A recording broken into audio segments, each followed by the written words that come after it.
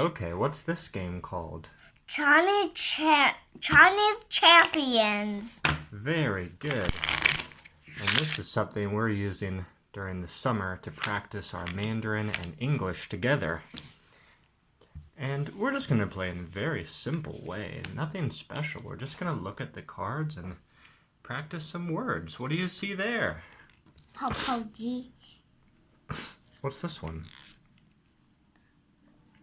It's a beautiful day. It's a beautiful day.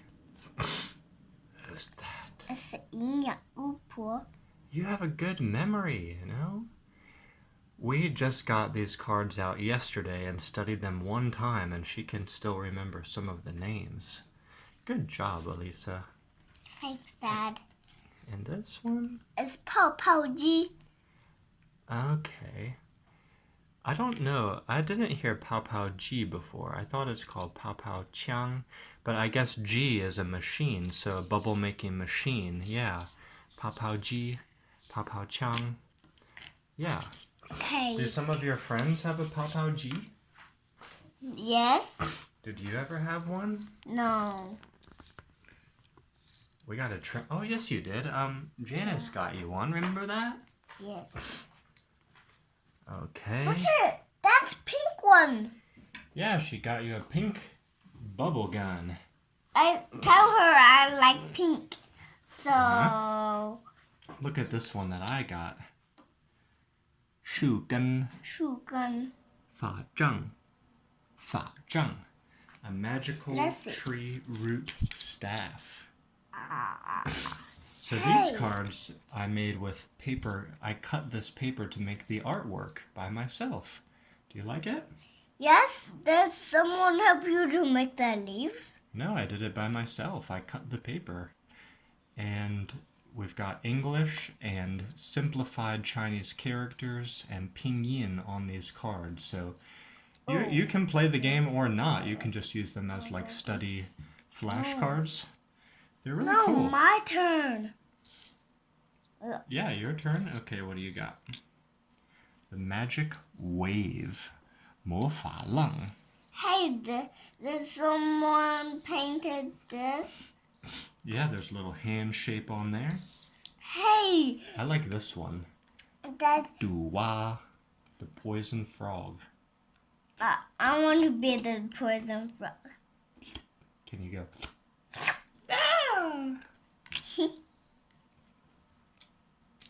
This was one of the first card games I made to sell professionally many years ago.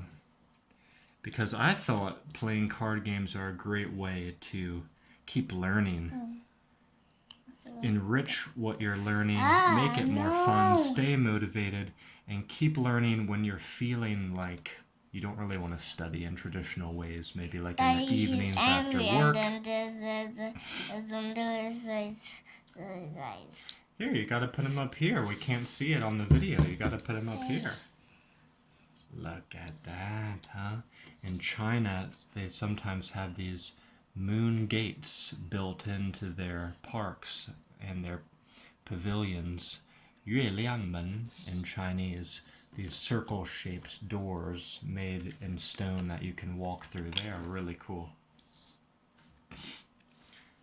So this is Chinese Champions 1, and it has, I think, about 40 cards in it altogether. And those 40 cards are broken down into 4 mini decks. A mini earth deck, a mini fire deck, a mini water deck, and a mini air deck. So they're broken down into 4 elements. And you can use the mini decks. The mini decks are well constructed to sort of battle each other. So you can have these really cool mini battles where you gain points and destroy each other's cards. Look at this one. The Wizard's Bones. 巫师的骨. And there's a lot of little creative... I haven't looked at these cards in a while. We're breaking out some of my older card games this summer to have fun with. I hadn't looked at this one in a while, but I'm very pleased and proud with how they turned out and the amount of detail and creativity I was able to put into the artwork. Looking back on it now, I'm really proud of it. I like this. Look. There's some things in here that really nobody would know or understand unless they take time to get into a conversation with me about it. Like, this is based on an ancient sketch of a fireworks display stand from ancient China. Just looking at that, you wouldn't really get it, but it's based on a real sketch from ancient times in China where they would display these fireworks. Shopping. I guess they would attach them to different points and then light them off from this sort of stand in a public area. The sand soldiers. Sha-bing. And some of these words and some of these characters I just created by myself. So there are some things in here that are totally unique, totally creative. Some of the things are really based on and come from Chinese culture.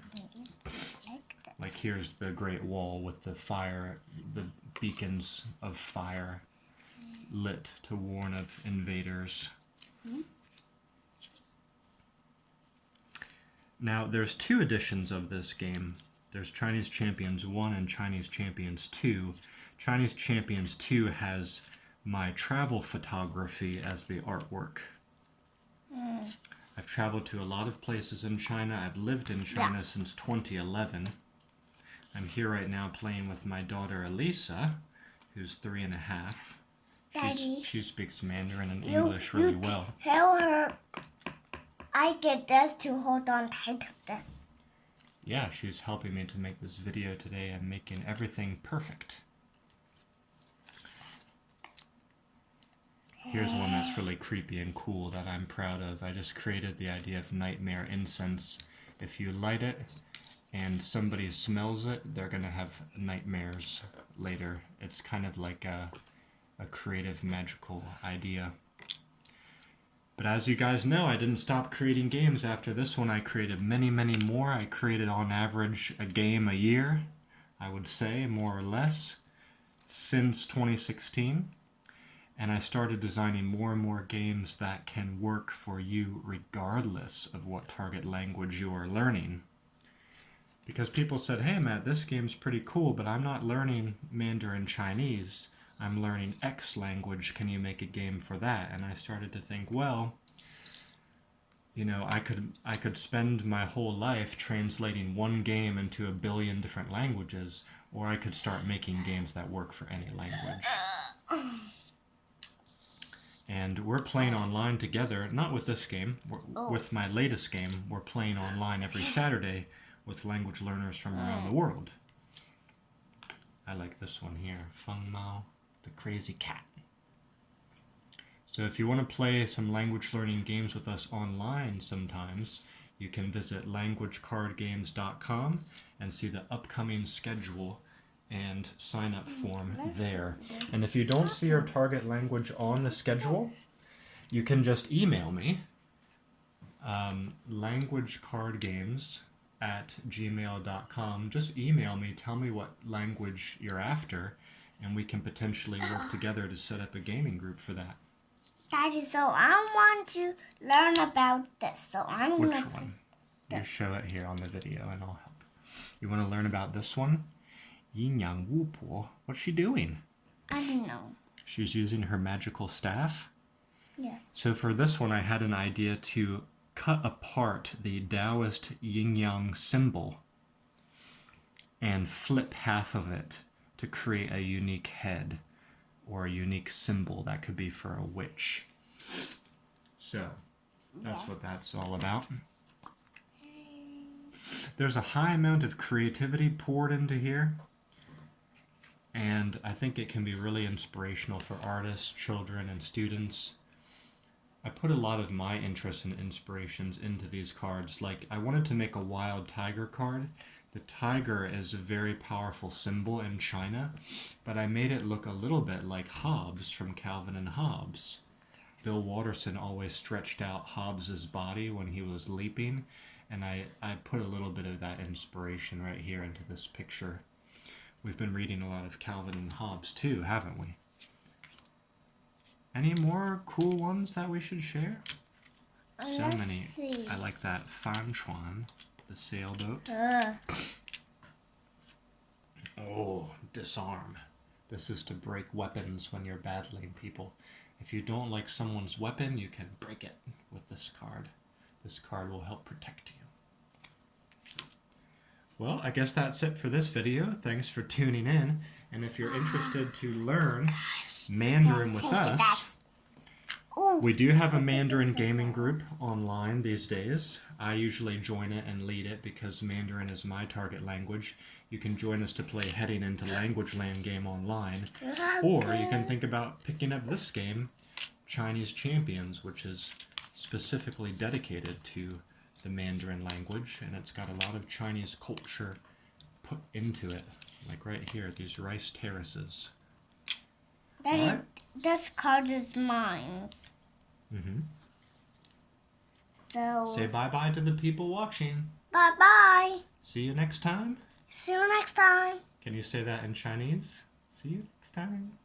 See you. Bye-bye. How do you say that in Chinese? 下次见。 Good.